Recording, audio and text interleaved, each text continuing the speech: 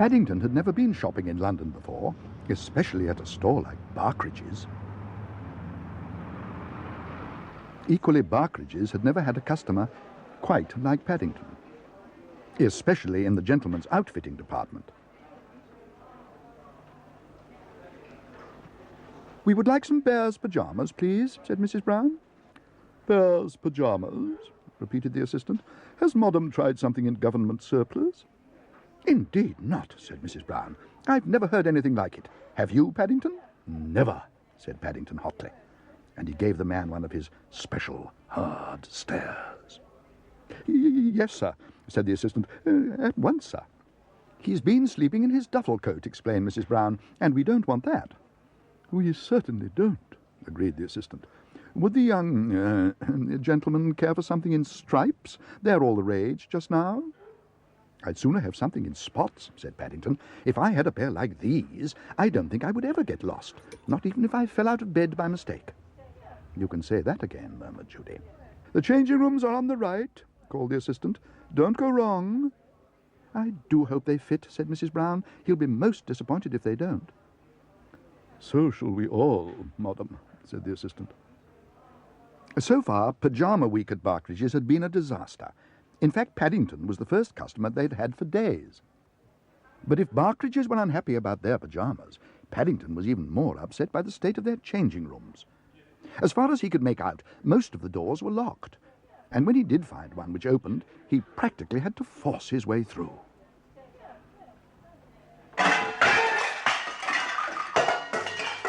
On the other hand, once inside, it was all very different. It was more like the inside of a house, and he was most impressed.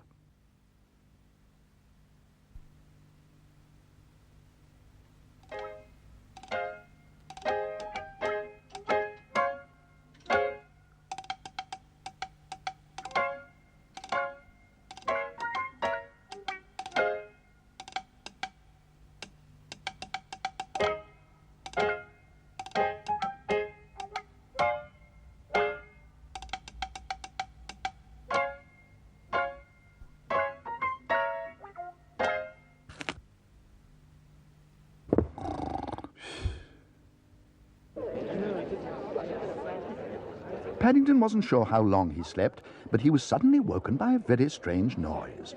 It sounded just like rain, but as he looked out of the window, he had yet another shock. "Well," said a voice behind him, "what are you doing in our shop window, Bear?" "Your shop window?" repeated Paddington. He suddenly wished he hadn't bought such loud pyjamas. "Oh dear," he announced to the world in general, "I think I've been recognized." But to his surprise, the manager of Barkridge's was more than delighted with all that had happened. "Bear," he boomed, "you're what we in the trade call a trend-setter. Since you went to bed in our shop window, those pyjamas have been selling like hot cakes. Look at them.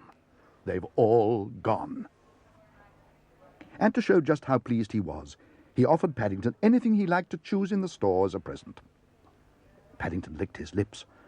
All the excitement had made him feel hungry, and he was tempted to ask for one of the hot cakes the manager had mentioned. Then he caught sight of the very thing, some Wellington boots. "I'd like a pair of these, please," he announced. "If it rains the next time I'm in bed, it'll stop the ends of my pyjamas getting soggy. That would never do, especially now you've sold out."